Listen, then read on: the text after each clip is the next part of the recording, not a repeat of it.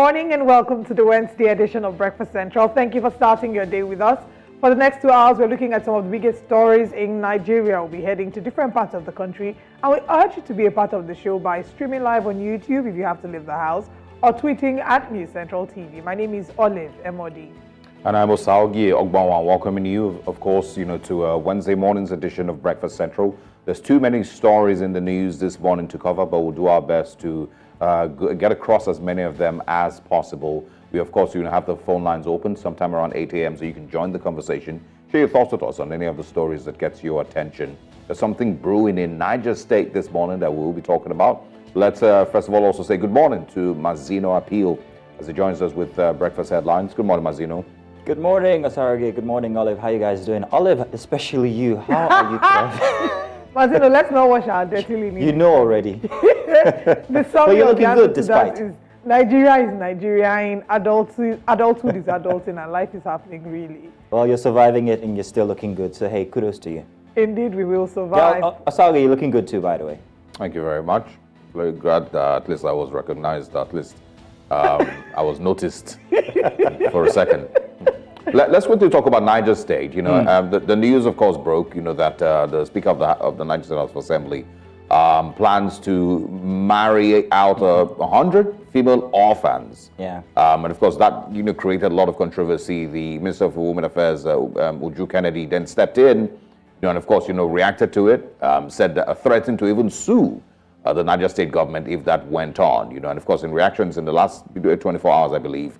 The Niger State Speaker has come out, upset, basically angry, of the statement, about statements that she made, says that she basically jumped on social media controversy without, taking a closer look at what the details were, that, he doesn't know these women. He was only trying to assist the young women in society who are struggling to, of course, move on after, they became orphans. And of course, many young people in Niger State who do not have the money to get married. The state once in a while will assist them with, the financing to get married, and that's what was going on here. And of course, I think they said he's a lover of orphans. So it's part of the things that he's always been known for, and that's what he was really trying to do here: help these young women who do not have the finances to get married, so that they not. I remember I saw it from the story that they do not fall into fornication, and that's the reason behind his decision to assist them. And so he was upset with Uju Kennedy for trying to step in. So let me get your view first of all. For those people who know Northern Nigeria well enough, this is not new. Every now and then we hear of mass weddings, where hundreds or thousands of people who do not have the funding or finances to get married, the state government helps them. So can we see the same thing this way, or is the 100 orphans the challenge here? Well, I'll tell you something. First off, he already denied that he was forcing them into marriage. He said that he would support them, not force them. But then again, perhaps it's still a case of misplaced priority. I think if you've been to Niger State, you'd realize something. There's a very huge population of very young people who are of that age. However, there's pretty much nothing for them to do. It's a very big expanse of land. There's plenty of agriculture that could be a priority there. But then again, there's also education. I don't know how far they've gone in terms of education and helping people or empowering people using education, but that might be a better option. However, it's not a bad thing if he says he wants to help people get married because they are financially not able to. I still think it's a noble effort. I just think perhaps maybe he was misunderstood someplace or somewhere. Maybe he said the wrong things. Hey, if you want to help, carry on. Priorities, I think that is the role that culture has to play in all of this. In his explanation, that he talked about. But, let's take a look at this. And then when we come back, I'll talk about my opinion, especially regarding the role that culture and tradition has to play in all of this. Let's take a look at this video. I am not threatened by the minister's action. That I must be very, very clear. The minister didn't know how I won my election. She didn't know how I built my political career to this stage. The minister is not from the north. I will never need the minister probably except if one day I will contest for the president of the country. So as it is right now, I'm not threatened by the action of the minister. And whatever this press release would degenerate, that is for the minister to handle. I have told you, I'm a good Samaritan. I respect the federal government. I'm a product of this administration, and I'm APC for that matter. The minister didn't know what I've been doing for my constituent. I'm not going back. Already I've given out my support to those parents through those traditional and religious institutions. And I've told you that I'm not going to claim it back. All right, that's the speaker addressing his reaction to the minister, obviously upset. But his explanation, some of the things that he said was that in the Hausa culture, that in young women or young people who wanted to get married, especially young women who wanted to get married, needed to have certain things to make them comfortable, like a house, furniture, and the likes. And so there is a great role that culture has to play in all of this. And I certainly, personally, I do not support nor endorse it, because I think that there are more things that these people need. When a person has become orphaned as a result of banditry, our conversation should be about helping them to heal, helping them to create a better life and a better environment for themselves. Because the unfortunate thing is that when you then push them into marriage, or you urge and encourage them, like he said, he's not forcing them. He said that these people are of marriageable age and it's consensual, they wanted to get married anyway, but they don't have the financial wherewithal to get married. When you then encourage these people to get married, what we're doing is we're overburdening the economy. And we see that happen. We saw with China, what China did with the one-child policy for the longest time. It's not because they didn't want to have more kids, but they had to be very strategic, looking at their economy, looking at the strength of their economy, and ensuring that they have enough resources to be able to go around. We're talking about thousands or millions of out-of-school children every year, and the numbers keep rising. So yesterday, Osage and I talked about 17 sustainable development goals and how we are really, really far. We were not where we started, but 2030 doesn't look very, very promising for us to achieve that now. But the more we're pushing on certain things that are important, but maybe not important now, then we are further, deepening the crisis that we're pushing ourselves into as a country. Because these people will get married, they will have children. They can't even take care of themselves now. How are they expected to take care of the children? There's that, but I think it is the, the attention that we place on marriage, the importance rather that we place on marriage, which shouldn't be. And of course, if we had a decent society in northern Nigeria, you don't need to pay for anybody to get married. They should be able to afford marriage. You don't hear about those kind of things in the southern part of the country, where the government needs to fund marriage for thousands of people. It is because of the level of poverty that you have over there. That's why they can't even afford something as simple as a marriage ceremony. Yes, I understand that it's 2024, marriage is expensive these days, no doubt. But still, in the most basic ways, the reason that they can't even afford it is because of the level of poverty. And the conversation that we're having is not even to get these people above the poverty line. We're talking of, helping them to get married. And like Olive has answered, or has asked rather, what next after marriage? How do they live? How do they survive? What is the job you've created for these people after marriage? They will make them sustainable. Why are they orphans in the first place? Have we talked about the reason that you have 100 orphans, that now you have to help to get married? Have you addressed the security situation that made them orphans in the first place? So why do we place this much importance on helping people get married and not helping them get jobs? He did speak about, people that he's paid there for JAMB and all of those things. And that's very laudable. Yes. I don't know. That one is understandable. I don't know. I think you've both answered it pretty much. Hey, if you get married, you're also you're setting yourself up for a bigger population in the long run. However, perhaps maybe you should redirect that and help empower them so that they can be able to be self-sustaining and reliant. Maybe that's it. But then again, if this is a good effort by him, I'm not going to knock it. I'm going to say, hey, thank you very much. But the motive might be channel your goodness in a different direction. Say that again. I said he should channel his goodness in a different direction. Thanos will not be pleased with this strategic population increase he's targeting. But that one is a conversation for another day. Thank you for joining us on this conversation. I know that you're going to be bringing us to Breakfast Headlines shortly. But let's look at the top stories this morning on Breakfast Central. This morning, the River State Governor Nyesom Fubara set to probe the previous administration. Of course, the drama continues in River State. Nigeria's falling currency fails to rise again. As at yesterday, the report had it that it's fallen to 1,520 naira to the dollar. And also this morning, INEC urges CSOs to mobilize voters in Edo and Ondo states as we build up to the elections. Warning, ASUU gives federal government states 2 weeks. That's the notice that has been given. And also we're asking the question, which way Nigeria?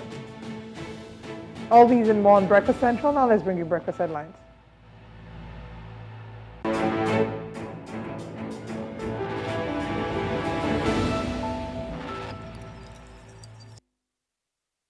Hello and welcome to Breakfast Headlines. My name is Mazino Appeal.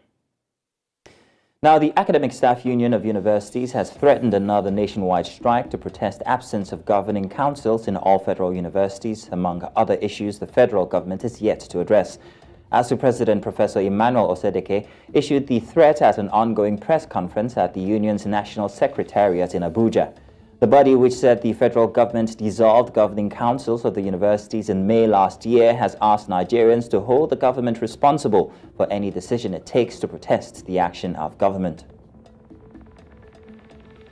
And the Nigerian Senate on Tuesday paused plenary session in honor of a member of the House of Representatives, Honorable Isa Dogonyaro, who died on Friday after a brief illness. Until his death, the lawmaker represented Babura Garki Federal Constituency of Jigawa State in the 10th Assembly of the House of Representatives. He was 46 years of age. Now, the decision to suspend plenary was carried out in line with the tradition of the National Assembly, following a motion moved by the Deputy Senate Leader, Senator Lola Ashiru, and seconded by the Minority Leader, Senator Abamoro. The President of the Senate, Godswill Akpabio, while putting the motion to a voice vote which was unanimously supported by senators, commiserated with the family of the deceased lawmaker and the government and people of Jigawa State. Strong sadness. I wish to announce the death of Honorable Isa Dogonyaro. The Clerk House of Representatives has communicated to the Senate the passing on to eternity of Honorable Isa Dogonyaro, which did occurred on Friday, the 10th day of May 2024, after a brief illness. He is survived by 2 wives and children. Until his death, Honorable Isa Dogonyaro represented Babura Garki Federal Constituency of Jigawa State and was the Deputy Chairman, House Committee on HIV and AIDS, and also tuberculosis and malaria. I request the Senate to observe a minute silence in his honor, and please accept, distinguished senators, my highest considerations. So, this is communicated to us through our clerk. In line with our tradition, we'll observe a minute silence and then we'll bring the proceedings to an end in honor of the departed Dogonyaro. May we rise to do so.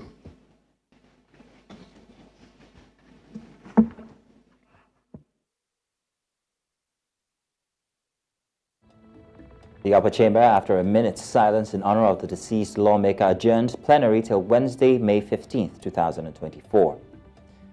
Economic and Financial Crimes Commission, EFCC, has filed a fresh 4-count charge against Godwin Emefiele, former governor of the Central Bank of Nigeria, for illegal printing of naira notes. The former CBN Governor Emefiele is scheduled to be arraigned on Wednesday before Judge Marian Aneni at the Federal Capital Territory High Court. In the charge sheet, EFCC alleges that Emefiele disobeyed the direction of the law with intent to cause injury to the public by approving the printing of naira notes without strict approval from former President Muhammadu Buhari and the CBN board. The anti-graft agency also accused Emefiele of approving the withdrawal of 124.8 billion naira from the Consolidated Revenue Fund in a manner not prescribed by the National Assembly. To security matters now, the Kogi state government has rescued 6 more students, bringing the total number of freed kidnapped students to 20. State Commissioner for Information Kingsley Fanwo announced this on Tuesday, May 14th. He stated that 4 students remain missing and attributed the rescue to a fierce gun battle that forced the kidnappers to flee, with some sustaining severe injuries. Governor Ahmed Ododo expressed gratitude to the joint force for their efforts and urged them to continue until all students are found. He reassured the public that security measures around schools have been enhanced to prevent future incidents. Previously, bandits had abducted students from the Confluence University of Science and Technology on May 9th. The police confirmed the rescue of 14 students earlier. A militant group named Ijaw Freedom Fighters launched an attack on the Imariogha community near Okomu oil palm plantation on Sunday night. The group demanded 25% of Okomu oil shares, claiming that it was not interested in fighting security operators but the palm oil firm. During the assault, more than 8 vehicles were set on fire. Reports say the group targeted the community formerly known as AT&P, which is situated in the Ovia Southwest local government area of Edo State. The assailants, identifying themselves as the Ijaw Freedom Fighters, issued several demands to the management of Okomu Oil Palm PLC. Among their demands were a directorship position at the Okomu Oil Palm Company. Okomu Oil Palm PLC has come under a series of attacks on its staff and facilities in the past few weeks. And that's all on Breakfast Headlines. Back to Osarage and Olive. All right, thanks a lot, Mazino.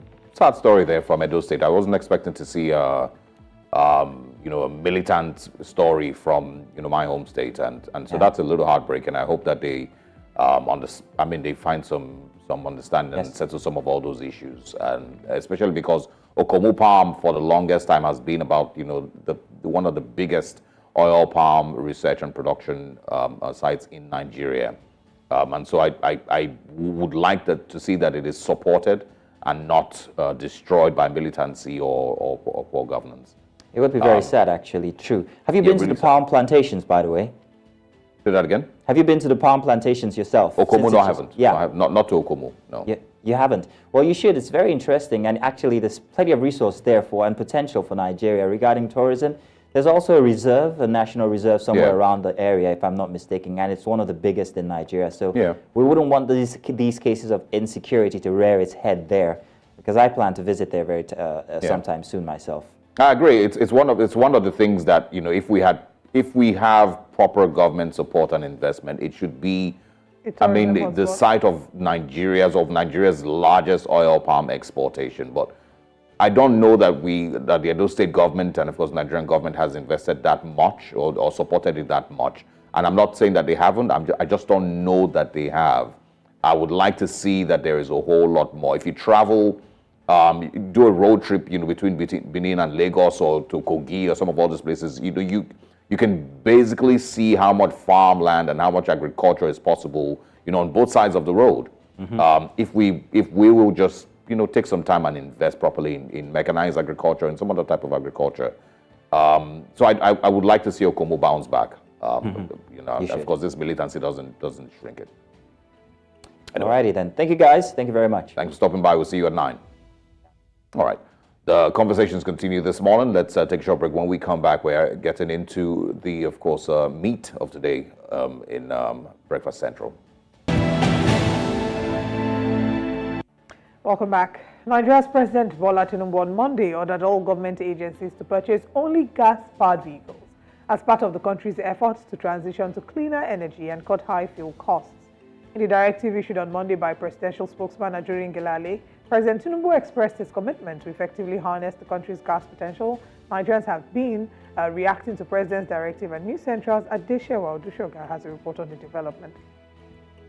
More than 11 million registered vehicles currently in Nigeria, and these account for 75% of the total vehicles in the whole of West Africa. These vehicles are largely petrol dependent, which explains the increased demand rates for petrol and the pressure on the supply. The current situation creates a gap for the country to achieve its dream of transitioning to cleaner energy and its resolve to effectively utilize the country's gas potential. In this regard, President Bola Tinubu has prohibited members of the Federal Executive Council from purchasing petrol-dependent vehicles to drive the implementation of CNG-enabled motors. Fuel an average 15-seater bus here today, about 50,000 naira at the market price or at the price at the filling stations of petrol. On the other hand, the cost of CNG is about 3 times less. It's about 1/3, if not 1/4.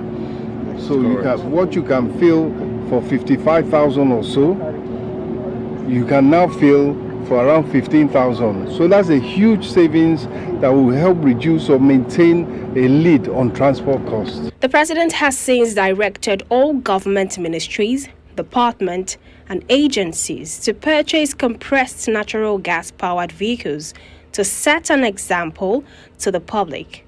For a population highly dependent on petrol vehicles, we ask Nigerians, how easy is it to transition? President Tinubu knows that all those things cannot work in Nigeria. How can you say that we should be using a car that is not using petrol? No, it can't work. It can't just work. It can't just work. We are not that developed. We are not that developed, number one, and we are not that, how do I put it now? We are not that experienced to control a car that is not using petrol. I would dare not even try it, because the truth is, even when they brought up the generator thing that has to do with gas, have you talked about the safety precaution? Because it's not just, waking up and say, do this. What's the safety precaution? The quest for a sustainable energy alternative led to the emergence of the Presidential Compressed Natural Gas Initiative, which birthed the rollout of CNG vehicle conversion centers, like this one. One of the potential gains of the removal of the petrol subsidy was that it would improve Nigeria's climate change response by reducing the amount of carbon emissions released into the environment through fossil fuel consumption. Very impressive, interesting report there by Adeshowa Odeshoga. And of course, I'm sure a lot of Nigerians will feel the same way. You can, force, people into using gas. It should take a step-by-step process. And of course, convince Nigerians well enough, why they should even use gas-powered vehicles. It's a whole lot, But of course, the president has, said what he said. He's advised MDAs across the country to, of course, move in that direction. I don't know how sustainable it is. It also exposes, or rather opens up the conversation concerning Nigeria's gas sector generally and how much improvement we've seen in the last couple of years. But that's a different conversation, and of course we'll expand on that as time passes during the week. Let's move on to something else. The Academic Staff Union of Universities, ASUU, is reviewing the status of its engagements with the federal and state governments on how to reposition Nigeria's public universities. It threatened to embark on another nationwide strike to protest the absence of governing councils in all federal universities across the country. Among other issues the federal government is yet to address. The National Universities Commission, NUC, had dissolved the governing councils of all federal universities after a directive from President Bola Tinubu in June of last year. But months after the move, ASUU insists that the dissolution is illegal, claiming that the move has paved the way for all manner of illegalities in the Nigerian university system. Now, let's mention that the 2009 agreement between the federal government of Nigeria, FGN, there were a number of agreements. We've seen several strikes that have happened as a result of ASUU's inability to come to the negotiation table, to come to a middle ground with the government. And one of the major points for this contention has been the demand for an increase in salaries and allowances of university lecturers to, improve their welfare and, of course, incentivize academic excellence. Now, beyond the conversation about their funding and their salaries increase, there's also been conversation about the funding for education. ASUU has advocated for increased funding for the Nigerian education sector to improve infrastructure, research facilities, and overall quality of education in the country. So there are a number of things that they've talked about and they've argued about. And the infrastructure is not something that is far-fetched. We went to Nigerian universities and we saw what we went through. We saw how a number of our universities were not properly, equipped to be able to deliver the kind of education that would help us compete with modern or international best practices. Our libraries, if our libraries were as equipped as they should have been, we would not have scenarios where universities will then your lecturers will then force you to buy their handouts, because if you don't buy their handouts, you will not, quote unquote, pass that course, right? Even in the living situation, a number of us had, I stayed in the school hostel. And a number of us who stayed in the school hostel saw that it was like punishment. I don't know which one was, school hostel or NYC camp. No, NYC camp, nothing beats that's terrible. But like it was a really, really uncomfortable lifestyle that a number of us had to leave. You don't have power, you're using candles to read at night. So there's so much. You're expecting the students to read, to excel, and to compete with people who are schooling in other countries. At least the least that we can do is improve the quality of the infrastructure in terms of laboratories, libraries, living conditions of university students. Yeah, but I mean, these are for, both federal and state universities, that still get, government support and government funding. But, it has also birthed the, conversations these days about, how universities can also be self-funded to a large extent, and not put pressure on the students to have to pay those fees, and of course, to make up those fees. Has the Nigerian government been able to fund universities well enough? Maybe. A lot of people would argue, against that. Could they have done better over time? Yes. But these are conversations that have happened since 2009 and even earlier. ASUU has had these demands, including the salary increase, and of course, better funding for the universities. I remember there was also a payment platform argument that they had, as to how they, should be receiving their salaries at the end of the month, the IPPIS platform or the other one. Yeah. So there have been a plethora of problems, that ASUU has had with the federal government. They've never really been able to come to a proper agreement that lasted more than 6 months. I remember in 2020, I believe 2021, they had the longest running strike for 8 months, where universities were shut down in Nigeria, and nobody went to school. Eventually, I of course, stayed were at home for reopened. about 7-8 months as well. My first or my second year in university. I was at home for about 7-8 months. A number of us then realized that the time you should have used to spend the duration in university, you spend more than that, and you graduate much later because of the strike, the incessant strike. Yeah. And even the quality of education, because at the point you're coming back to school, they're trying to fit in within the the schedule, the school curriculum. So you're rushed. There's several other conversations. University autonomy was another conversation. Retirement age for university lecturers, university staff was another issue that caused some form of concern. Yeah. But yes, I just feel like it has been poorly managed. I feel like they could have handled these things better. The former Minister of Education, Chris Ngige, Minister of Labour, I beg your pardon, and of course Adamu Adamu was Minister of Education back then in Bora administration. I feel like they didn't manage the issues with ASUU well enough in that time. We currently have a new administration. We have new ministers, new people in these positions of power. And so the expectation, or the hope rather, is that the Tinubu administration will have a different approach towards handling the issues concerning ASUU. We also hope, of course, that hasn't changed yet with regards to the budget, Nigeria's budget for education every year. And, you can tell from the 2024 budget that there's not really been much change with the level of interest for funding, that we have in education. So basically, these are some of the things that we will, hope to change in the current administration, and we hope that basically the interest in education is different going forward. But anyway, let's move away from ASUU and let's talk about other things. Of course, Nigeria's president will be marking 1 year on the 29th of May. But after being sworn in, it took about 2-3 months, starting from July, for President Bola Tinubu to set up his cabinet. Expectations were high, as many supporters longed to see the names of the shortlisted nominees vying for the hot seat, ready and willing to change the manner things are done, changing the status quo and upholding the renewed hope agenda.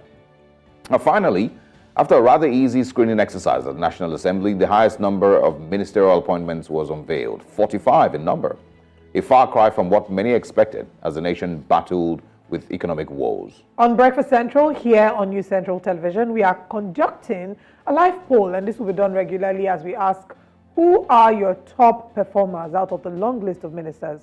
It has been almost a year, and we barely have seen or heard from some of the honorable ministers. So we ask, who is your best performing minister? Is it Minister of Works, His Excellency Senior Senator Engineer Nweze David Umahi?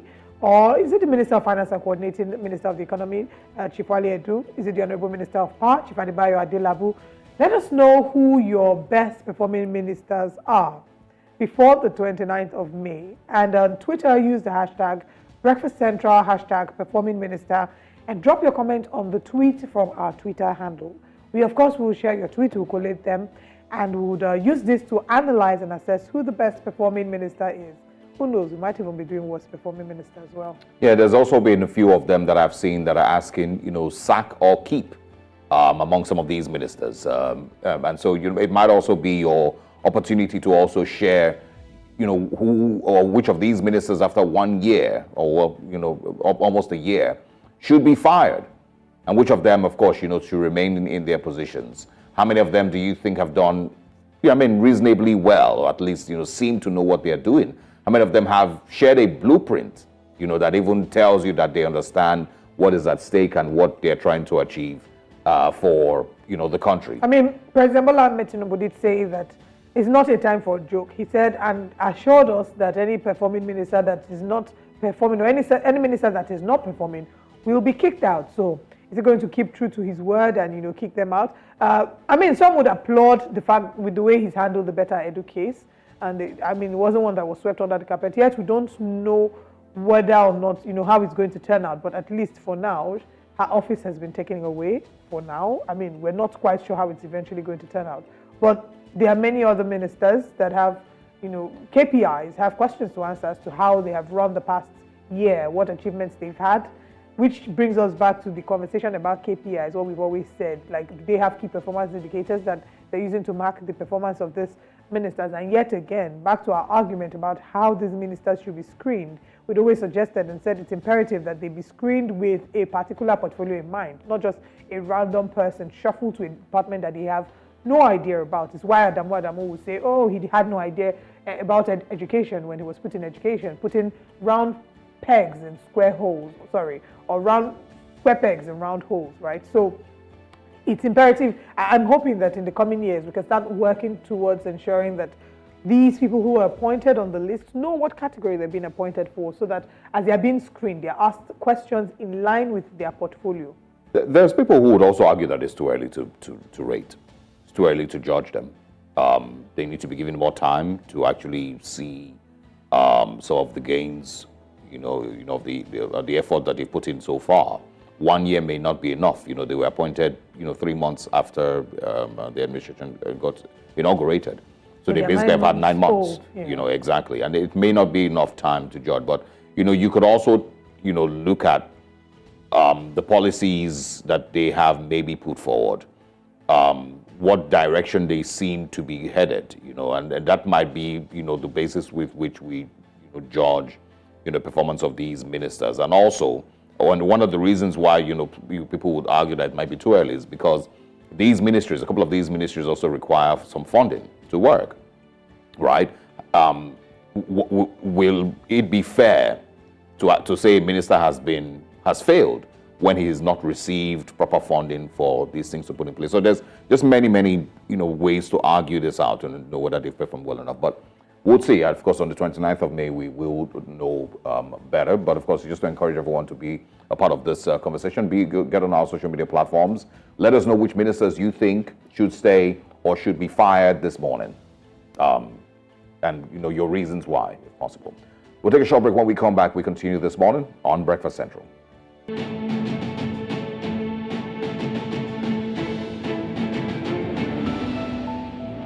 As the political crisis in Rivers State simmers, Governor Siminalayi Fubara appears set to play his strongest card in the worsening face-off with his predecessor and estranged benefactor Nyesom Wike.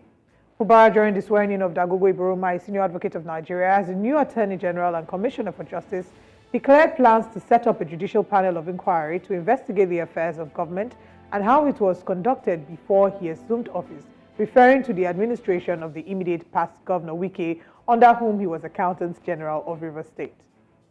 Now joining us is PDP chieftain, Honorable Collins Odu, who's going to be, of course, x-raying these issues. Thanks for joining us. It's, I would continue to describe it as...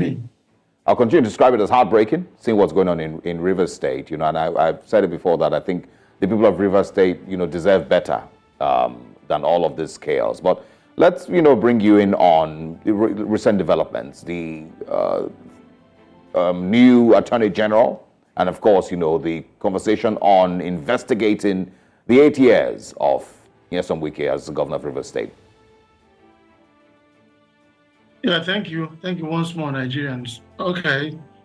The idea of the governor trying to investigate the past governor is actually constitutional, but I think that I will categorically state it here that the governor is not genuine in that statement that he wants to probe the past administration. What the governor is merely doing is a media trial of the past governor, the Honorable Minister of FCT, His Excellency Nyesom Wike. He is not genuine in the sense that if Governor Fubara were put into perspective the events that took place in 2022, Fubara by now, or Governor Fubara by now, should have been in prison. There are steps and methods you take if you genuinely want to probe.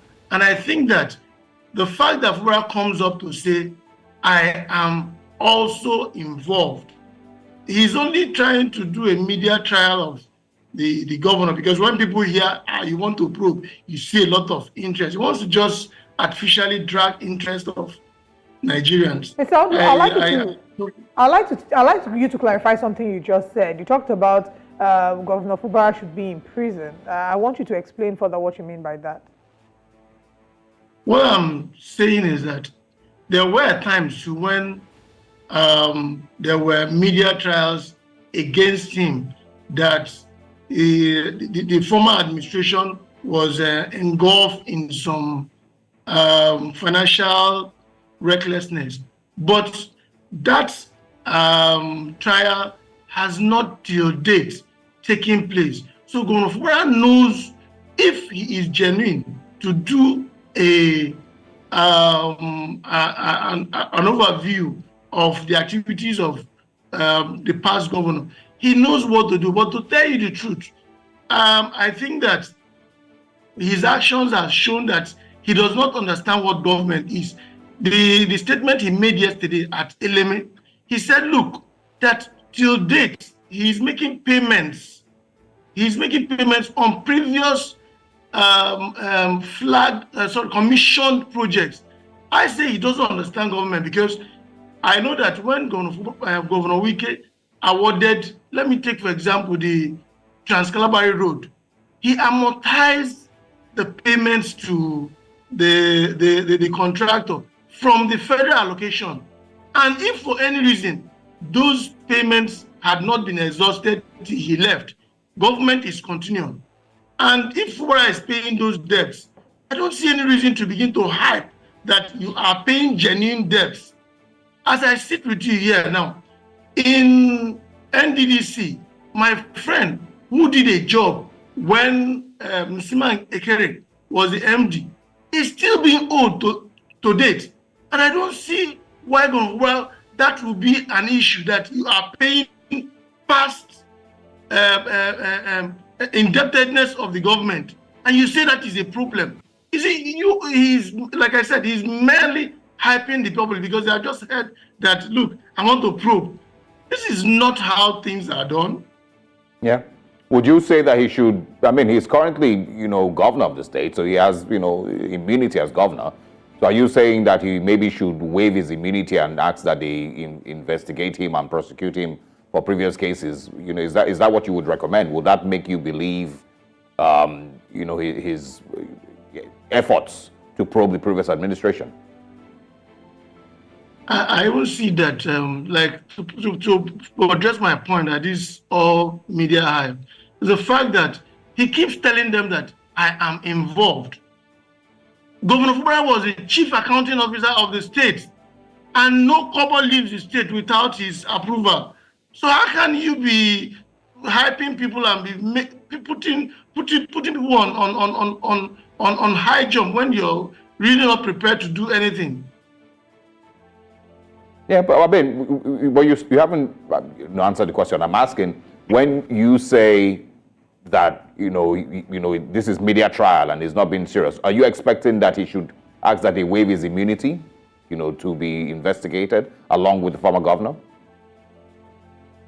He cannot waive his immunity. What he needs to do is start the process as it is supposed to, and then tell Nigerians, if for any reason I'm found wanting as part of this probe, I should also be held responsible. His immunity is not for life.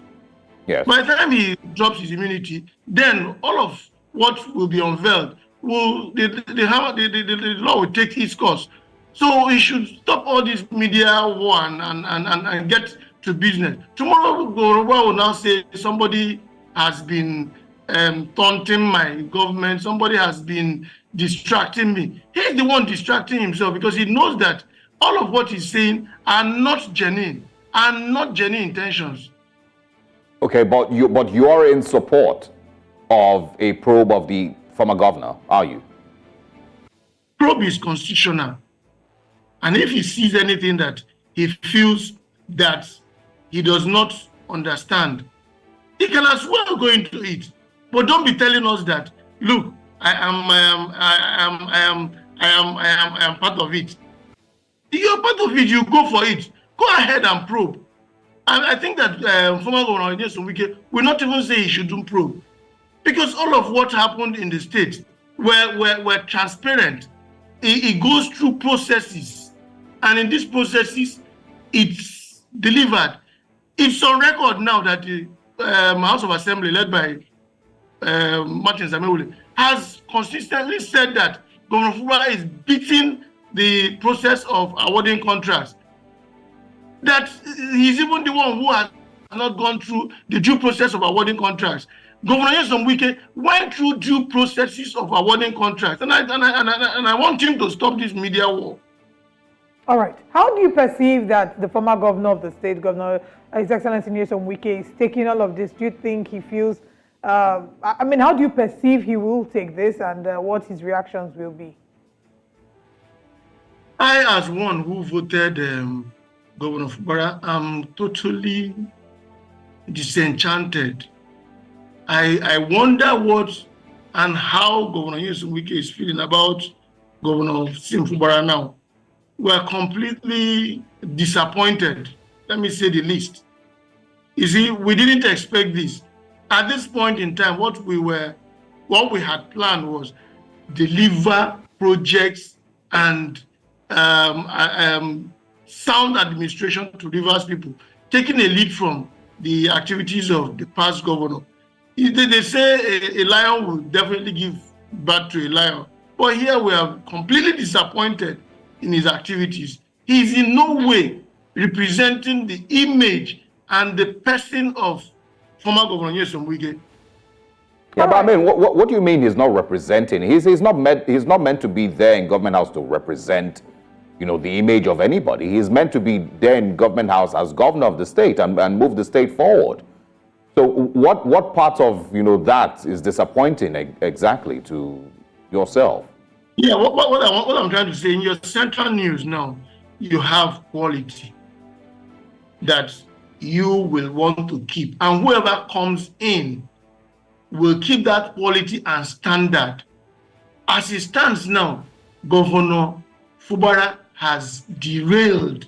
And in what ways? And that's what I'm trying to find out. So in what ways, and why is Nyesom Wike the standard? And why is that the standard for governance? And anybody who doesn't meet that standard, there was a standard before Nyesom Wike, wasn't there? That's what I'm saying. Take, for example, what he's doing in FCT now. People are beginning to say, or even confess to the fact that there had been ministers and there had been ministers. So the standard I'm talking about is that Nyesom Wike performed and got. Yeah, but if you don't give him time to perform, how do you judge his standards 2 weeks into his administration? Because this crisis started barely a month, after the inauguration. So when did the issue of his standard become a problem? Yeah, you're talking about 2 weeks into his administration now. 2 weeks into his administration, the House of Assembly is saying that the governor is circumventing the due process of awarding contracts. That's not Nyesom Wike's standard. In 2 weeks, like you said now, we are yet to see plethora of projects being commissioned or flagged off as it used to be. So that's the standard I'm talking about, just like in your studio. In defense to that, I'm not holding brief for the governor, but those who hold brief might say that the governor hasn't actually had time to be governor because he's fielding off attacks, political attacks, and trying to maneuver his way every single day. So shouldn't that maybe explain the fact that he has not actually had time to be governor because he's being attacked politically? Yeah, you are not here in Rivers State. We are in Rivers State. We are doing that assessment. And I want to put it to you that he brought the ant-infested wood to himself. Nobody would have had issues with Governor Fubara, but he sat down and thought that a new unprogressive actions and pattern to adopt. So and that is the reason why you see all of what you're seeing. We haven't had it so bad like this before, where the executive and the House of Assembly are in collision. And then thirdly, as it stands now, there is a judgment. There's a judgment from the Federal High Court, Justice Omotosho. I will give you the suit code number so you go and verify, which states that the governor cannot temper to determine where the House of Assembly will sit. Now you see the governor going to issue an executive order transferring the sitting of the House of Assembly to government house. And tomorrow you begin to say it's Governor Nyesom Wike, a man who will flout even court judgment. Let's talk about Nyesom Wike for a little bit. At the Thanksgiving ceremony for Senator George Sekibo, he gave a speech, and in his speech, some interpreted his speech to mean that he's apologizing for putting Governor Fubara in office. I'm going to quote what he said. I mean, it's been interpreted to mean that he's apologizing to Rivers for choosing Governor Fubara as successor. But the part I want to quote is, he said, I'm a human being. I am bound to make a mistake. My judgment can be wrong. So forgive me for making a wrong judgment. He also did say, I've made a mistake. I own it up, and I ask God to forgive me. I have said all of you, forgive me, but we will correct it at the appropriate time. From your perspective, and seeing as you're in Rivers State, what do you think this means? Do you think that you agree with a number of the people who have interpreted it to mean that he's apologizing for installing Fubara as his successor? I just told you that I'm completely disappointed in the activities of the governor. I joined former Governor Nyesom Wike in that statement. You see, I have just told you that, see, these are things. This is a governor who has flouted a judgment. That is not what we expected. This is a governor who has refused to go through due process in awarding contracts. That is not what we planned for. And many others, which time will not permit me to state here. So if you are, just expressing your disappointment and also saying that, alluding to the fact that you agree with the interpretation of what that intent might mean, would you then say that the governor in some measure has acted undemocratically? He's not been democratic in his approach, such that he's sort of imposed his own will. The choice of who should be governor of the state should be the choice of the people. But it seems that if he can take the credit for that, then that's not what our democracy provides for, right? No, it's not as if Governor Nyesom Wike single-handedly brought him. What Governor Nyesom Wike is saying is this: we are members of PDP, and before anybody will vie for a position, we will have to do our internal party primaries.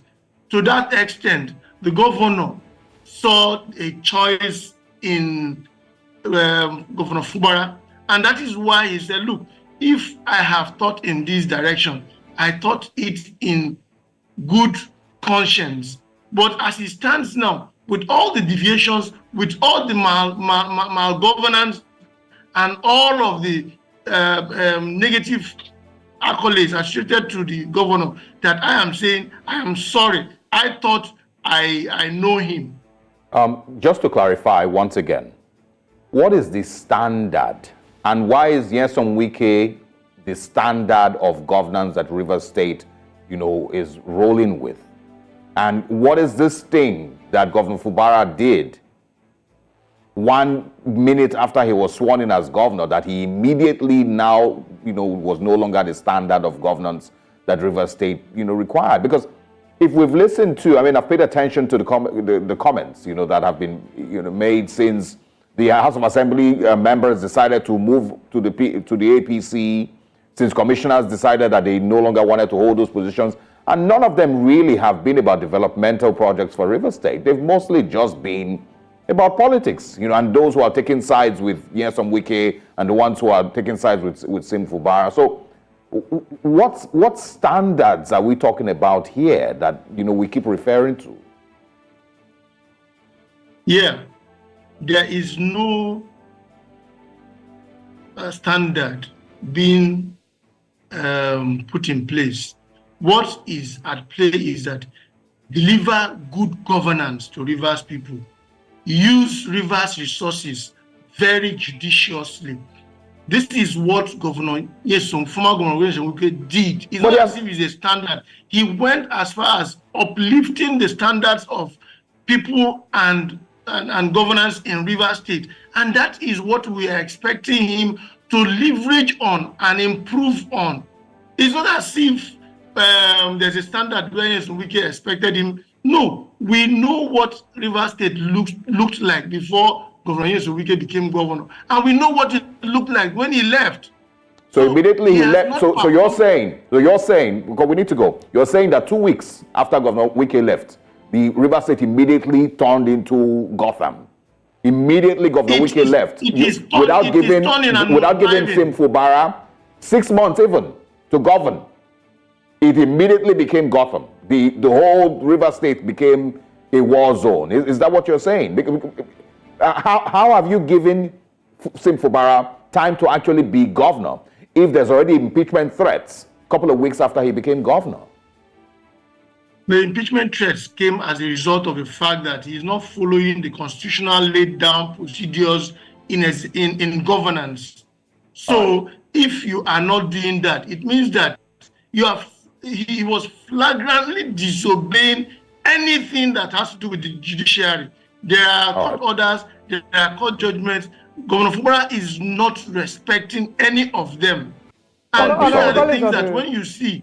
Unfortunately, we have to go. Unfortunately, we have to go. But of course, it's an ongoing conversation, because it seems that the drama in River State is unfolding into new dimensions every day. So we certainly will have you back when there's a new update, which I'm sure will be pretty soon. Thank you so much for joining us this morning. Thank you. My pleasure. Thanks for your time. We, of course, have had a very interesting 1 hour conversation here. Let's share with you a recap of the top stories we've looked at so far. The River State Governor Sim Fubara to probe the previous administration of now FCT Minister Nyesom Wike. And also, INEC urges CSOs to mobilize voters in Edo and Ondo states. As we gear up for the elections this morning, also ASUU gives federal government and states 2 weeks warning. They're set to embark on another strike. But that's not all this morning. We have a lot more coming your way in the second half of Breakfast Central. So remember, you could also join us. Coming up next, Nigeria's failing and falling currency fails to rise again. It's 1,502 as at yesterday. We'll also be reviewing the newspaper front pages. So please call us in and share your thoughts on some of our stories. Which way Nigeria comes up, and Osage will bring another thought-provoking monologue. Stay with us.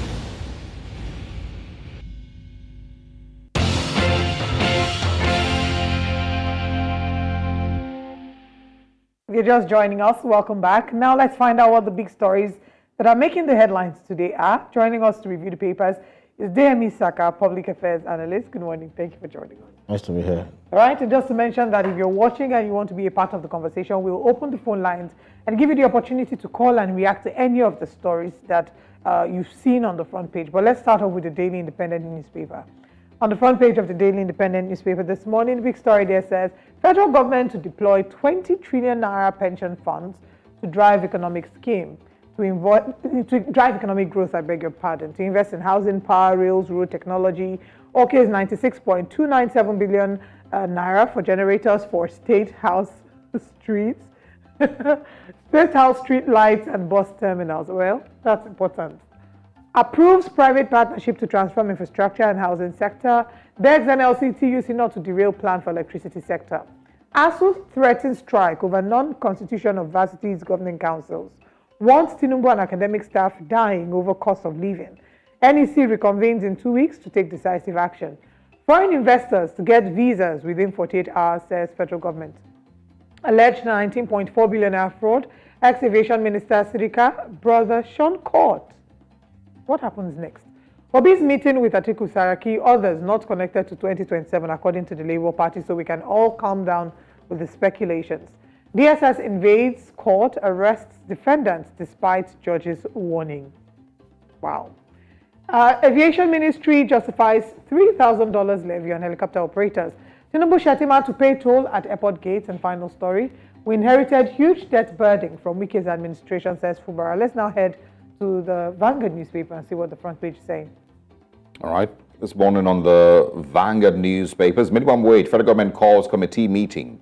Labour insists May 31st deadline, vows to down tools if federal government states OPS to present proposals. Labour maintains call for living wage, says government racing against time.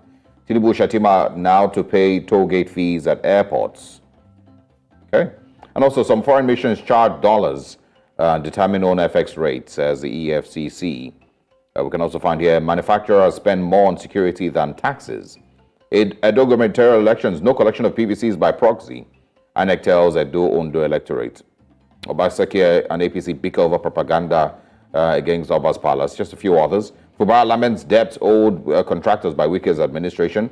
ASUU threatens nationwide strike over absence of varsity governing councils and others. And also the government directs marketers to open CNG points at petrol stations. We're going to, I think, squeeze in one more and then... All right, let's quickly look at the Nation newspaper. On the front page of the Nation, the big story there says, CNG sale points to be made compulsory at petrol stations. Minister, electricity tariff hike reversal will derail reform plan. Federal government seeks Labour's understanding. 85% of consumers still enjoying subsidy. Are you enjoying subsidy, Asagi? Absolutely. You are? Yes. Are you enjoying subsidy, Mr. Saka? Well, it depends on what you call electricity enjoyment. Subsidy. It depends on what you call enjoyment, because we're still paying for it, whether we like it or not. And I think oftentimes the way it is, some of us are being ripped off. Because they say 85% of the population is still enjoying that. I wonder how they came up to that statistic. Well, let's look at electricity subsidy now, or petrol subsidy. So let's look back at the paper. Please, let's put the paper back there and see exactly. It says, because that's is a rider to the electricity tariff hike. It says electricity tariff hike reversal would derail reform plan. Federal government seeks Labour's understanding, because Labour, of course, has been asking them to revert to what it was before, even though they cut down band A from 26 something to 202. They say it's not enough, revert to what it was. And now the government is saying that 5% of consumers still enjoying subsidy. So that would automatically, I would assume it's electricity subsidy, but we'll come back to that. Bank manager arrested for allegedly defrauding customers of 650 million naira. Interesting. And then we have Speaker lashes minister for opposing plan to marry of 100 girls. Nigeria gains additional 16,300 square kilometers maritime territory. APC asks court to move Jimoh's case against Aiyedatiwa to Akure. So yeah, since we've started, let's start to talk about the electricity situation and the reversal. Is it a possible ask? Because Labour is asking that it goes back to what it was before. And Minister is saying 85% of consumers are enjoying electricity subsidies. Is that a position you agree with? I probably want to say for lack of, let me to be diplomatic, the minister's claim is untrue, because I have what I'd love to say or describe his utterances. How did they arrive at 85%? When the last did they conduct a census in this country? Who given the statistics or data is running with?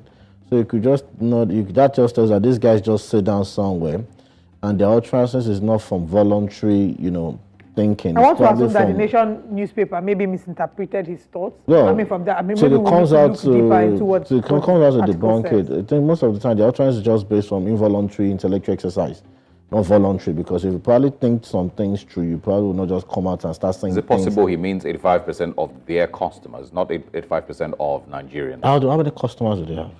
Do they even know? They probably have captured a database. Don't let us go there. And it's a sad one. I think there was a time I stumbled on the documentary of the Mambula Power Project, and I stand to be corrected.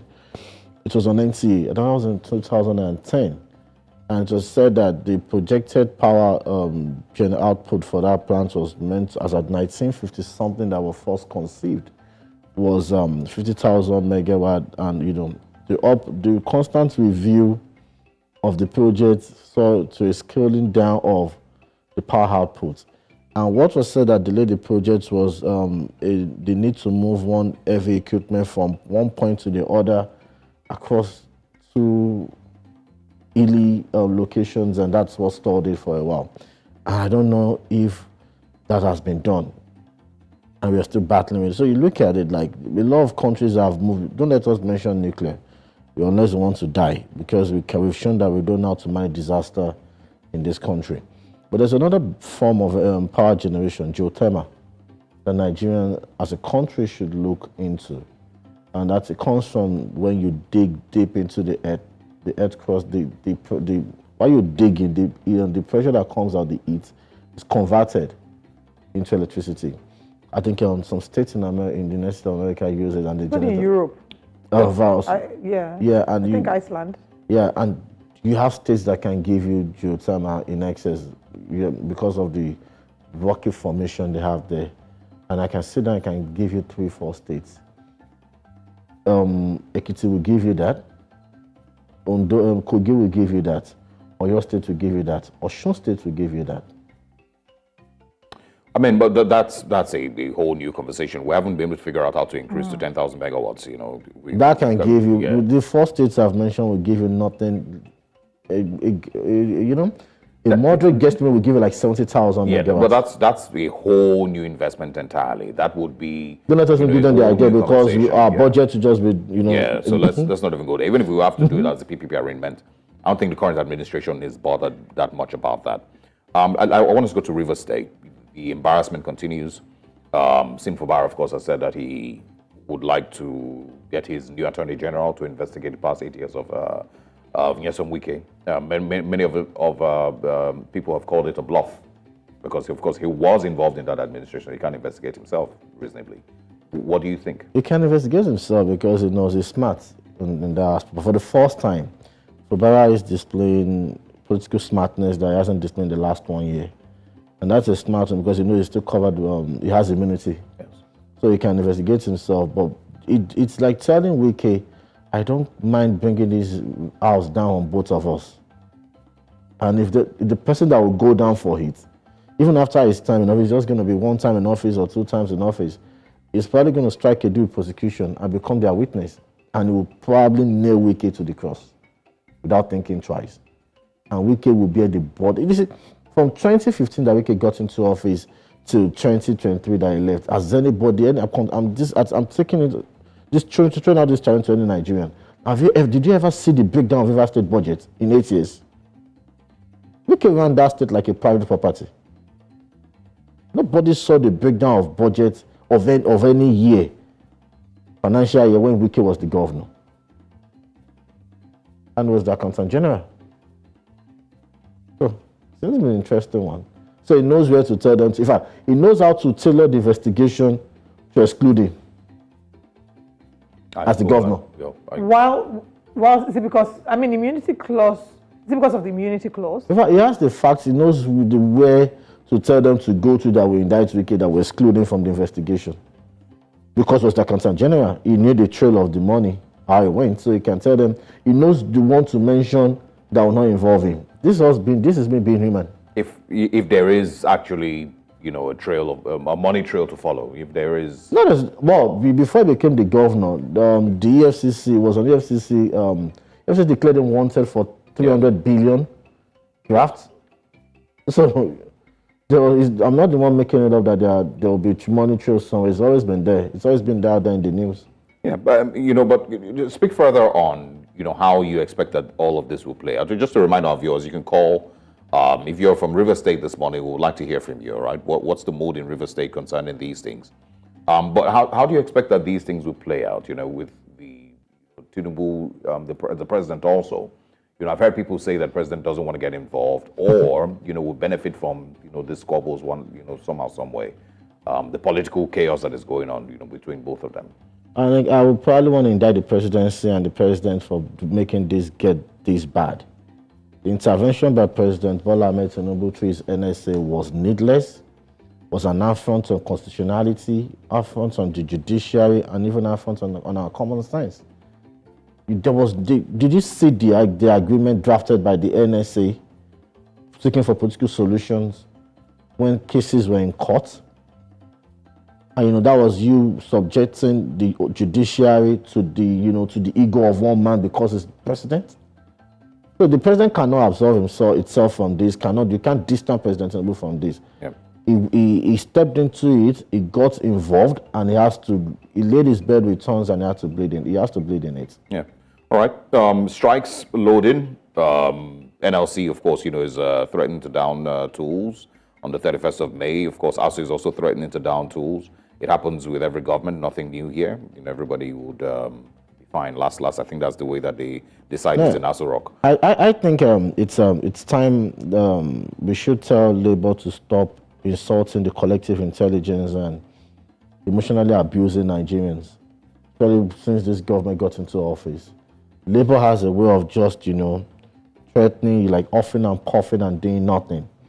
If you look at, for you to know that Labour is unserious and Labour's demand is ridiculous, you're asking the government to pay you 20 and something thousand naira minimum wage. Does that make sense?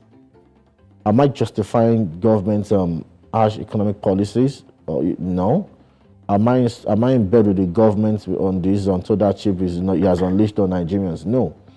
But I would tell people that if I'm the head of NLC and any trade union, the more realistic take-home pay, which any government cannot look into there and deny, is, let me say, 70,000, 80,000 naira. But for Labour to be demanding 20,000, whatever, it's quite silly. Yeah. All right. We have a call from Plateau State. Good morning, Alja. All right. I hope you get to call us back. It might sound, yes, extreme to move from 30,000 to 200,000 plus. They even started with 600,000, I believe. Actually, it was more than that. I think they're asking for about 1 million. About 1 million, So does that make sense to anybody? Well, no, let's just look at it. Does that make sense? Is the value of the naira, with no intent to start off a diplomatic row with Zimbabwe, or probably at the point Italian lira, is our currency that valueless as those currencies I've mentioned of those countries that you now think of $1 million naira? Do you know what? In fact, simple economics will tell you that will cause a cash pool inflation. Yes. That's why I studied in GSS3 business studies. And some guys that are out there now, so it's of course they certainly didn't. I think 1 million was the bluff, right? It's certainly just. Even 20,000 is a ridiculous 20,000, whatever is. You see, because but if we're being fair and we are considering the current realities of Nigeria, for the average person to be able to lead a decent quality of life, how much you think will be decent? You see, it's and I'll be factual with you. We should look at what is called minimum wage. Minimum wage is not going to be what everybody across board will earn. I agree. Minimum wage is what the least person in the cadre will earn. That means from one cadre, one level to the other, it increases. All right, hold on that thought. We have Dr. Gara calling from Abuja. Good morning. Thank you very much for calling. Please go ahead. Good morning. Thank you very much for having me on this conversation this morning. Good morning. Thank you very much for calling. And turn down the volume of your TV set so that we can have a conversation. Thank you. The minimum wage is up to that 600,000. That minimum wage up to 600,000. I think it's okay because the way people are living. Let's say, for instance, somebody is living in Masaga is paying vehicle 2,000 every day. So the money remains. If you calculate it, is 160. So how can the person get that money? That minimum wage should be stamped. The lowest is 600,000, so that the people can know they are doing their job. And then the other federal government said that we are enjoying the fuel subsidy. We are enjoying the fuel subsidy because we are hungry. We don't have money to eat. So what enjoyment do we enjoy from the fuel subsidy? They should stop making this statistic. People are dying and they cannot tell the government, they cannot tell the public the truth. Yeah. All right. Thank you very much for calling. I want you to react to what he said. Yeah, it's I don't know. I understand and I appreciate his emotional attachment to the topic. But let's face it, some persons, not everybody that's on the payroll of the federal government. Some people are working for themselves. Some are working for private companies, and the companies will pay based on what they earn. And everybody wants, especially when it comes to private corporations, they want to make profit, and they always want to make higher or probably bigger profit. So it's a very delicate conversation, you know, one that is very delicate to strike a balance. But if you want the federal government, which I believe no state governor can tell you no, push 80,000 naira to them. 80 for 80. Me. All right, let's hear from Stephen. Stephen, good morning. Thanks for calling. Please 80, go ahead. Good morning to everybody. My take this morning is on Fubara's issue. You know, there is one thing I want Nigerian politicians to learn from this issue that is happening between Fubara and Nyesom Wike.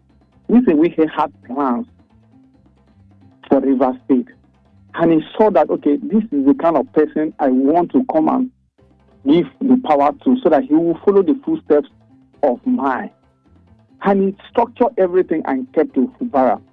Now Nyesom Wike has left Rivers State to Abuja.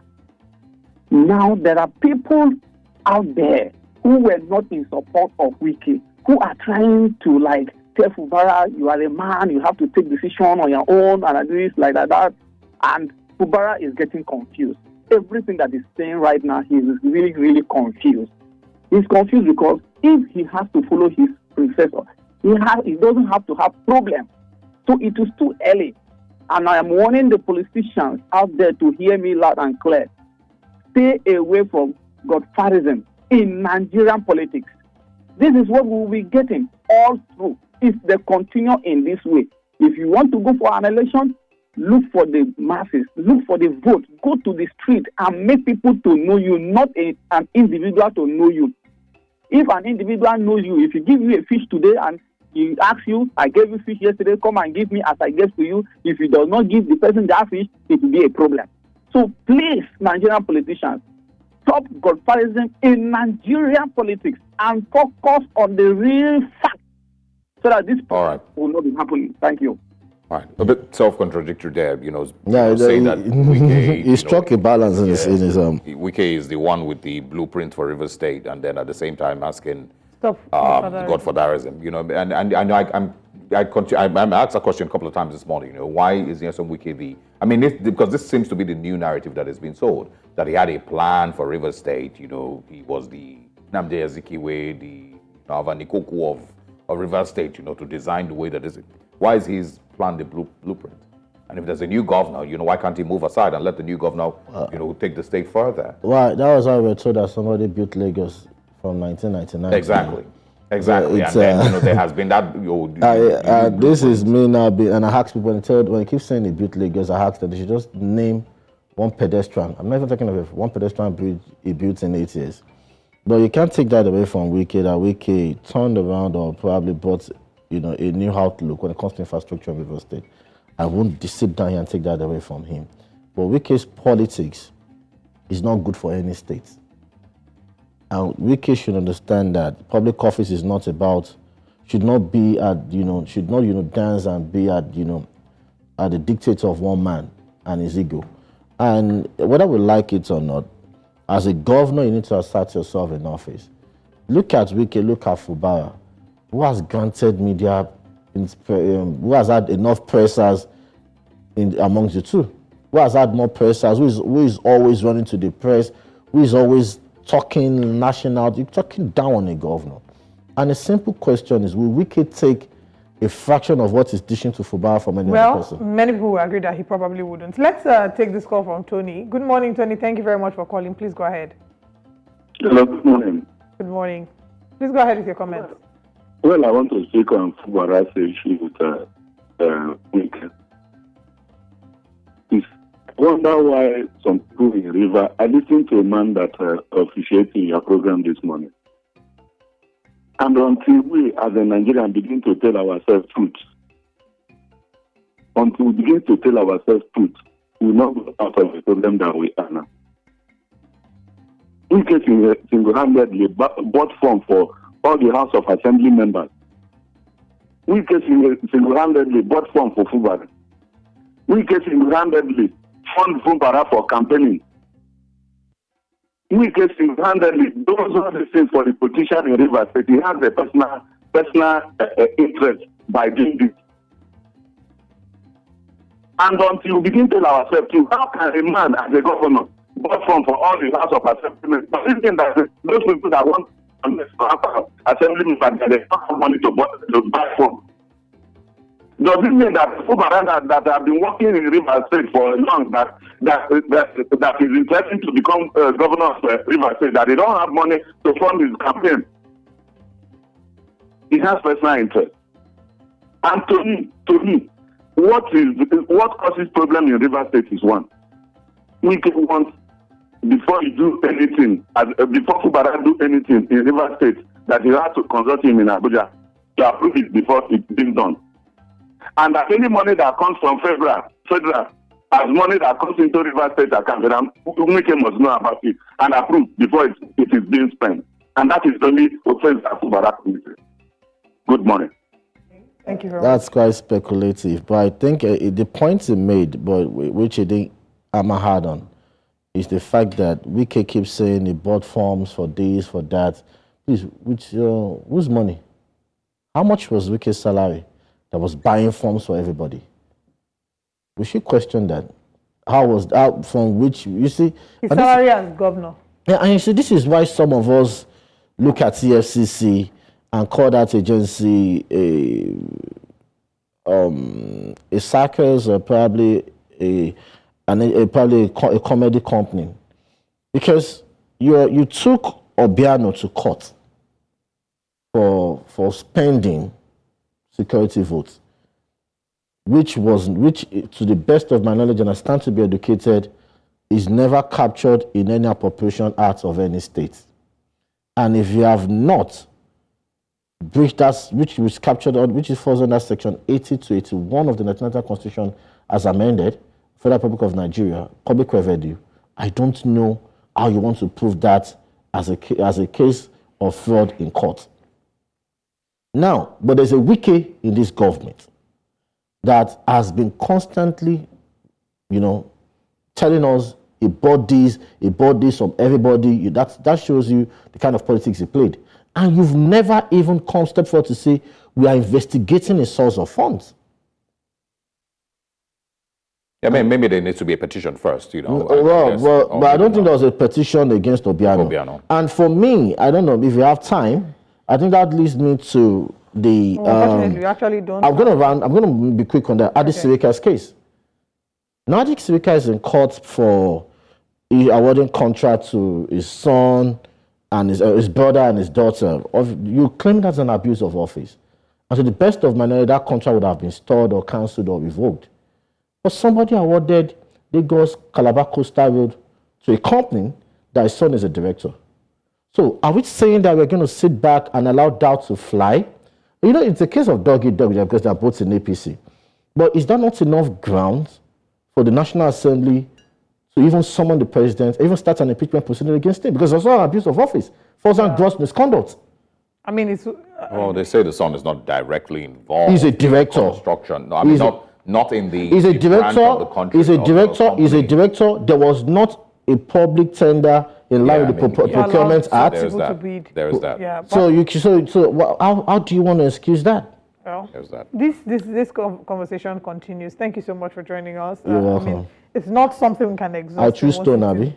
I'm not around though. Thank you so much for joining us. And now it's time for us to ask which way Nigeria's Sargin leads us to a very thought-provoking monologue.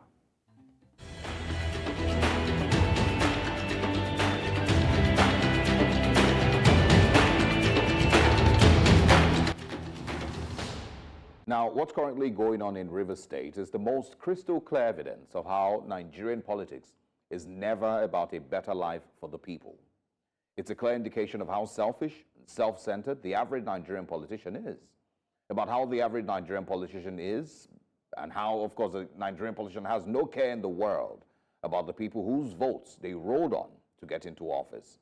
It is happening in real time, and they don't even bother masking or covering it up. Not in their actions or in their speech. In all the conversations that we've had from all of those involved in this show of shame, most especially those in the State House of Assembly, those in support of the former governor and all around them, none of them have spoken about, the main reasons they're doing, they're taking these steps. And I say that Rivers people should shame your political leaders. Rivers people, you should chase after them and shout shame. While people are dealing with Nigeria in its current state of strangling economic realities, it is those at the state or local government levels of governance that should bring some level of comfort to the people, no matter how small, with their policies and with their laws. But unfortunately, we spent the last year going through different stages of political turmoil in Rivers State, with old men and women singing, "Fubara must obey Wike." If you've seen that video, you should be embarrassed.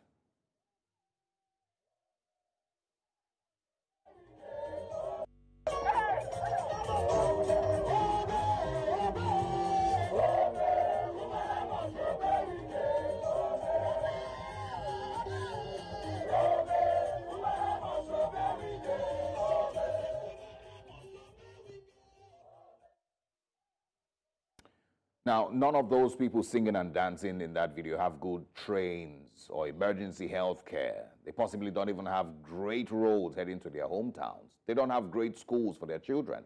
They don't have any semblance of a fully functioning society in Rivers State. But yes, they're all out there singing and dancing and being clowns in the political circus that is Rivers State. And if you have a father, a mother, a relative in that place, in that video that I just showed you, you should shame them as well. Because again, Rivers State people say shame to your politicians. In all the issues stated as the reasons for the plans to impeach the governor, reasons for the dumping of the PDP by the House of Assembly members, or reasons for resignation of those commissioners, none of these reasons have been clearly stated as a clash of developmental ideas between them and the governor for the improvement of the lives of the people of Rivers State. Governance at this point is the least important factor in all the crisis. Politics and, of course, the protection of a mostly worthless political structure in Rivers State is of greater significance to these people. And yes, a worthless political structure, because after 8 years of ex-Governor Nyesom Wike, Fubara, of course, is still fixing roads. Because that's basically the only thing that they do in Rivers State. They fix roads, they build bridges. That's all they do. So what then did the political structure of Nyesom Wike and his supporters achieve in Rivers State for those 8 years? What is this great developmental stride that has put Rivers State as maybe the state that is winning, in all developmental metrics across the continent? That structure achieved. Aside, of course, a handful of roads and bridges. What is the phenomenal level of development that Rivers State achieved that warrants the protection of this structure? Nyesom Wike can't claim to love the state so much, and yet he won't allow governance to go on in the state. If he is willing to allow the state crumble for his own political satisfaction, that cannot be because he loves Rivers State. And again, Rivers State people, you should shame your politicians and all of those involved in this shameless display of selfishness. Shame them. Haven't Nigerians suffered enough? I've spoken about time before and how we seem to be in a trance in Nigeria. A trance where we just complain, and just like a flash, 4 or 8 years just goes by. You realize that as a citizen, you haven't really achieved much from those in government after 8 years of your life has gone by. And that's what these people represent, all of them. A complete waste of your time as a Nigerian, a waste of your vote, a waste of your expectations. You spend the time and the minimal resources that you struggle to get to project and plan your future, around Nigeria. And that, of course, the future of your family with every election cycle, hoping that maybe this new government will bring you some semblance of improvement in your life. And then they get into power and waste 8 years of your life playing politics and enriching themselves. So again, shame these people.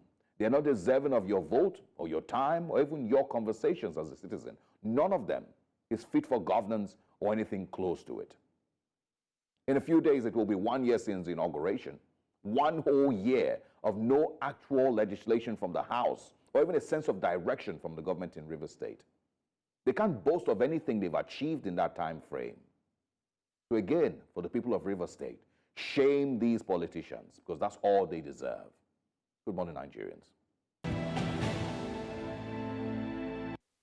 The naira continues to depreciate against the US dollar in the foreign market. The exchange rate between the naira and the dollar on the Nigerian Autonomous Foreign Exchange Market official window fell to 1,520.4 to the dollar on Tuesday, May 14, 2024. This is a 2.78% depreciation from the previous day close of 1,478.11 naira to the dollar, marking the weakest position the naira has held in over 6 weeks. Now, the decline over the last week has been particularly steep. The naira losing approximately 11% of its value in the official market, a trend that underscores the challenges facing Nigeria's currency stabilization effort. Like was stated, the naira has lost 11% of its value in the last couple of days. It's been mostly shocking for those who had celebrated its gain at the time when it was exchanging for 1,100 naira, I believe, to the dollar after falling from 1,800 to the dollar. So there was some celebrations, but of course, there's still those who said that it was only temporary, that it will return to its normal position. And there's those who also have speculated that, the current figures we're seeing are not even the real value. It's going to go even worse. Bola Olejide, good morning. Can you hear us? Good morning. Good morning. Thanks for joining us. We're going to manage time very well, but let us first of all get your thoughts on what has happened. It seemed like the naira had gained. It gets into 1,100 naira, and then all of a sudden we're back to 1,500. What do you think has happened? It's essentially because there has not been a real and fundamental solution to what is going on. So when naira was depreciating and went all the way to 1,900, yes, naira to a dollar. The question was, what was driving that rapid decline? It couldn't be substantiated, really. So apparently, it was largely speculative, people betting against the naira. And the more they bet against the naira, the more they put money out there, buying up dollars, and the more the naira loses, was losing value. Then at the point in time, we saw the reversal for about 3 weeks.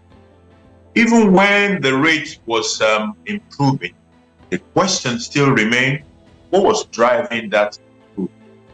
It could have been that there was a renewed confidence about the way the new managers at CBN were going about things.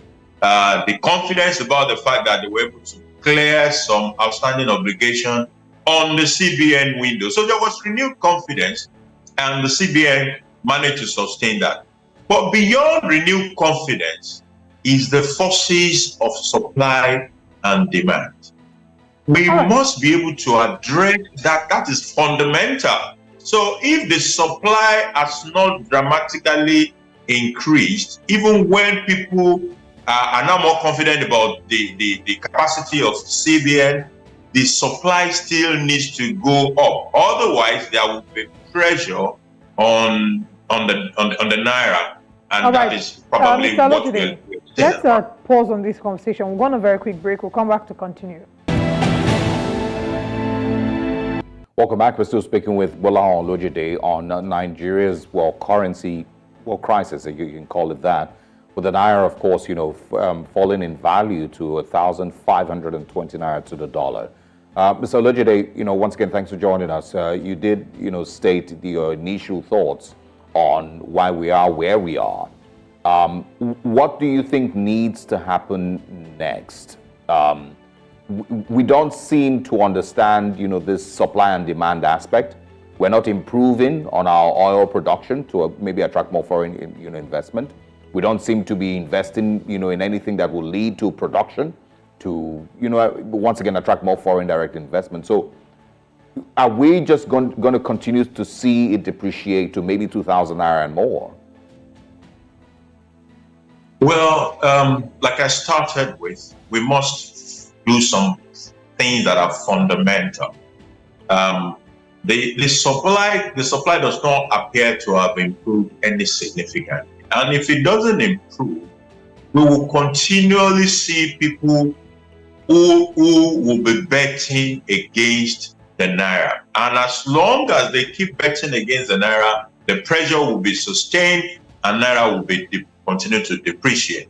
Like you rightly mentioned, one of the things that I would have thought is a low-hanging fruit is to see how we can benefit from the sustained price of oil. Oil has been reasonably good. The pricing has been reasonably good for quite a long time now. But our production has not risen up to the occasion. So sometimes we go up a little bit, at other times there's some declines, and so we're not able to take advantage of what is going on in that space. In the space of refining as well, we have continued to import PMS. So both the government and the private sector refinery have not been able to come on stream with the production of PMS. And this is a commodity that we consume on a daily basis, which means the foreign exchange that we could have conserved have been used to chase up on items like this. We continue to import. So can we address why both the government refineries as well as the private refinery are not able to put PMS in the market up till now, despite repeated promises and deadlines that they have set for themselves? All right. So it is, yes. Yeah, so right now, what's the projection for what the next few, maybe weeks would look like with regards to our currency? My expectation will be that the currency will revolve around that 1,500 bracket, and that the government will, I heard certain information about possibility of government intervening. The other time the CBN governor was, speaking about using the reserves. He said he wasn't defending the naira with the reserves. But the truth is that if we must, there's nothing wrong in stepping out there to step things down. I also think government would not want further depreciation. 29th of May is approaching. The government will need, the president will need to mount that podium and talk about what has happened over the next 365 days. If the naira continues to slide like this, it will not be a smooth commentary coming from his mouth. So there will be the need for certain intervention. The reserve is not for decoration. If we must, let's use it in certain ways to moderate what is going on. But beyond that, work out the sustainability. Sustainability will come in the place of things like being able to get more out of our crude, being able to refine PMS in country, and some other things. Yeah, but I don't see that any of these things are part of their immediate, policy directions. We just seem to be hoping, that we can continue to defend the naira and it doesn't get worse. But none of the things that you've mentioned, have been part of the plans, the immediate plans of the current administration. Mr. Olojede, thank you very much. How are you? All right, Mr. Olojede, let's wrap it up here so we don't keep confusing ourselves. We hope, that there's an improvement. It's not, realistic even having that type of hope, but we'll see how things turn out in the next couple of weeks. We wish Yemi Cardoso and Wale are doing the best. Well, Olojede, thanks for joining us, and we'll speak with you pretty soon. All right. And that's where we wrap up the conversation concerning the current exchange rate of the naira and what the Nigerian government seems to be doing or not doing right. Does anybody have any confidence in the current government in fixing Nigeria's economic woes and, of course, reducing this free fall of the naira? We're going to hit 2,000 naira in a bit. We're going to maybe hit 2,500 naira to the dollar in a bit. Nobody knows. But that's where we will be wrapping up conversations this morning on Breakfast Central. It's been a very interesting Wednesday morning. Thank you very much for joining us. For those who joined online, also thanks for your time. And for those who called, we appreciate it. It's time for me to say goodbye. I am Osaugie Ogbawang. And I am Olive MOD. See you tomorrow.